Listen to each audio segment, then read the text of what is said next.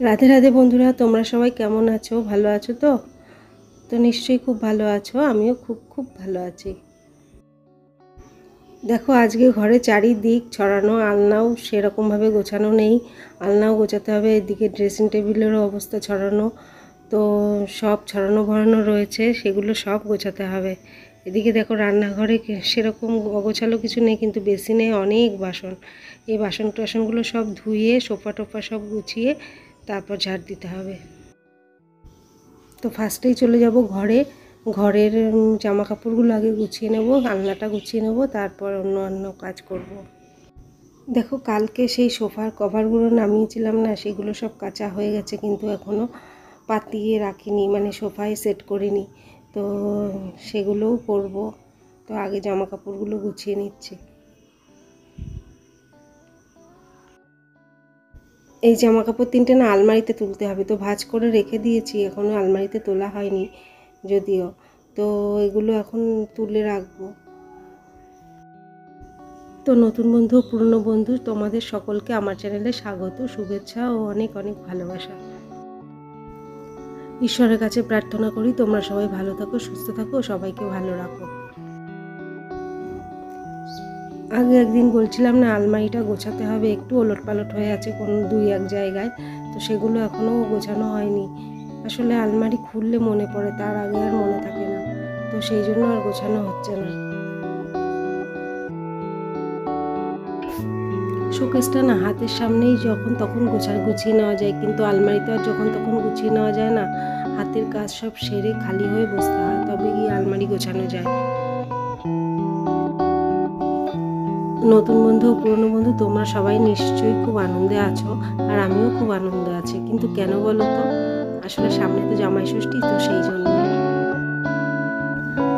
তো দেখো, ড্রেসিং টেবিলটাও গোছানো হয়ে গেছে, আর শোকেসের উপরে একটা পার্স আছে, এই পার্সটা জায়গায় রাখবো, ক্লিপটা জায়গায় রাখবো, চার্জারের তারটা জায়গায় রাখবো, এরকম টুকটাক কাজগুলো পড়ে আছে। তো এই টুকটাক কাজগুলো গুছিয়ে নিলেই হয়ে যাবে এই ঘর গোছানো। তো দেখো, ঘর তো গোছানো হয়ে গেছে, আলনা গোছানো হয়ে গেছে, শোকেস গোছানো হয়ে গেছে। ঘর গোছানো থাকলে কত সুন্দর লাগে দেখতে, আর অগোছালো হয়ে থাকলে খুব বাজে লাগে, মন চঞ্চল হয়ে থাকে। তো সেই জন্য আগে আমি ঘর গোছাই, আর তার ঘরের ভিতরে সবচেয়ে আগে গোছাই আলনা। দেখো, সোফার এই কভারগুলো কালকে তো পরশুদিন নামিয়ে রেখেছি, কালকে নামিয়ে রেখেছিলাম, তো আজকে কেচে দিয়েছি। তো সকাল থেকে আর আমার ঠিক করার টাইম হয়নি। আসলে এরকমভাবে রেখেছিলাম যে একটু অন্যরকম দেখি, তাহলে ভালো লাগবে। তো সেই জন্য আর এগুলো পাতিনি। এখন সন্ধেবেলা এখন পেতে নিচ্ছি। আজকে আর কোনো ফার্নিচার মুছবো না, আজকে সব ঘর গোছাতে গোছাতে আর রান্নাঘরের বাসন ধুতে ধুতেই টাইম চলে যাবে অনেকটা। তো সেই জন্য ভেবেছি আজকে আর ফার্নিচার কিছুই মুছবো না। তো বন্ধুরা, আমার ভিডিও তোমাদের কেমন লাগছে? তোমাদের যদি ভালো লেগে থাকে তাহলে অবশ্যই লাইক, কমেন্ট, শেয়ার ও সাবস্ক্রাইব করতে ভুলো না। তাহলে আমার ভিডিওটি পৌঁছে যাবে সবার আগে তোমার কাছে।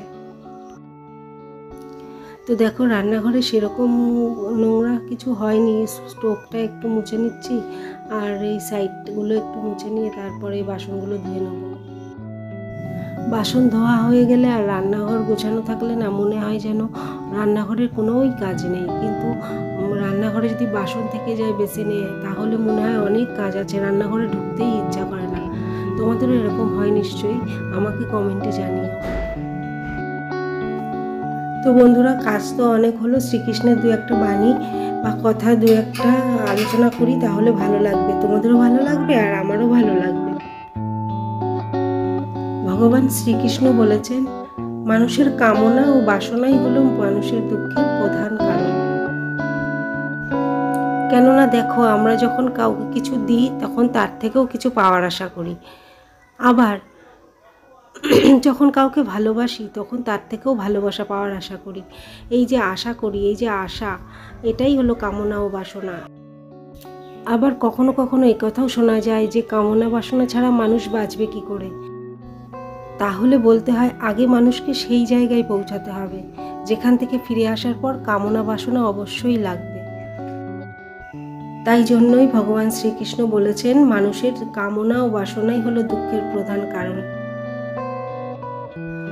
তো বন্ধুরা, তোমাদের প্রতি রইল আমার অনেক অনেক ভালোবাসা ও অনেক অনেক শুভেচ্ছা।